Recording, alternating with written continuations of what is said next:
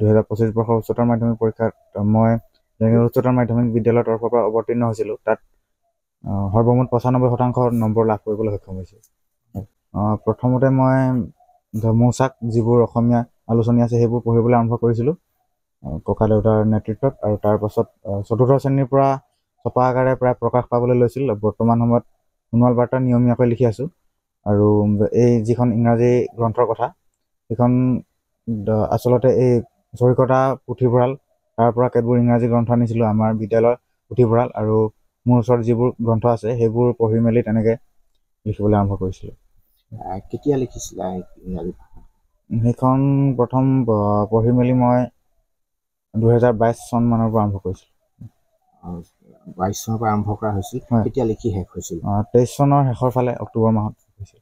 কেনেধৰণে ছপা কৰা হৈছিল আৰু কোনে উদ্যোগ লৈছিলে? সেইখনৰ উদ্যোগ বহন কৰিছিলে চেন্নাইস্থিত যি নচন প্ৰেছ নামৰ চেল্ফ পাব্লিছিং কোম্পানী। সিহঁতৰ ৱেবছাইটত এই কিতাপখনৰ PDF আপলোড কৰিছিলোঁ, আৰু লগতে কভাৰ পেজ ডিজাইন সেইবোৰ কৰি, আৰু এনেদৰে সিহঁতৰ ৰিভিউ ছিষ্টেমৰ জৰিয়তে বা যি ৰিভিউ টিম সিহঁতে চিলেক্ট কৰিলে, আৰু তাৰপিছত গ্ৰন্থখন প্ৰকাশ পালে। কিতাপখন আছে কি বিষয়বস্তু, কেনেকৈ ধৰণৰ কি বিষয়বস্তু? কিতাপখনত বিভিন্ন ধৰণৰ গ্ৰন্থৰ মোৰ দৃষ্টিভংগীৰ জৰিয়তে যিটো বিভিন্ন ধৰণৰ পৰ্যালোচনা বা সমালোচনা আগবঢ়াইছোঁ, এনেদৰে কেইবাখনো গ্ৰন্থৰ তাত পৰ্যালোচনা আছে। খবৰটো পাই ভালেই লাগিলে, আৰু পাৰিলেহেঁতেন চেষ্টা অলপ, কিন্তু কিছুমান অসুবিধাৰ কাৰণে ইমানখিনি নগ'ল। তথাপিও সন্তুষ্ট হৈছোঁ। সহায় পাব আগতে ক্লাছ 5লৈকে মই প্ৰায় চাইছিলোঁ।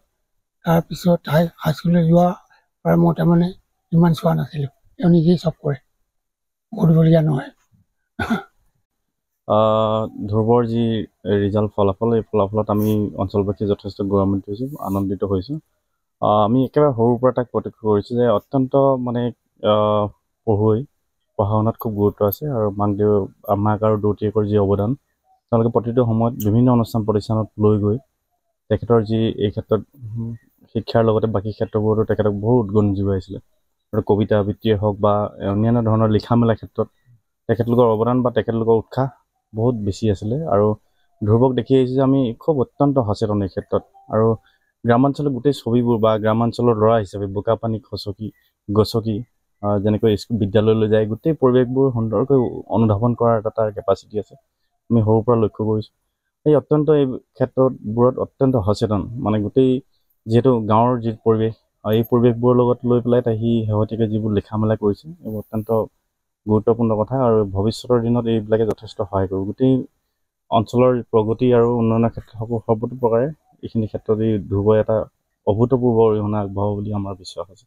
আৰু শেহতীয়াকৈ যিখন ইংৰাজী কিতাপ লিখিছে, এইটো এটা বহুত ডাঙৰ কথা যে সততে কোৱা যায় যে আমাৰ অসমীয়া মাধ্যমত পঢ়া ল'ৰা ছোৱালীবিলাক ইংৰাজী বিষয়ত যথেষ্ট অসুবিধা হয়, কিন্তু ধ্ৰুৱই সেইটো কৰি দেখুৱালে যে ই এটা অত্যন্ত নিজাববীয়াকৈ নিজা প্ৰচেষ্টাৰে ইংৰাজী কিতাপসমূহ পঢ়ি লৈ, বিভিন্ন আন্তঃৰাষ্ট্ৰীয় লেখকৰ কিতাপসমূহ পঢ়ি লৈ, আৰু তাৰে এটা ৰিভিউ দিবলৈ চেষ্টা কৰিলে, আৰু যিটো এটা আন্তঃৰাষ্ট্ৰীয় প্ৰকাশন গোষ্ঠীয়ে সেই কিতাপখন প্ৰকাশ কৰিছে।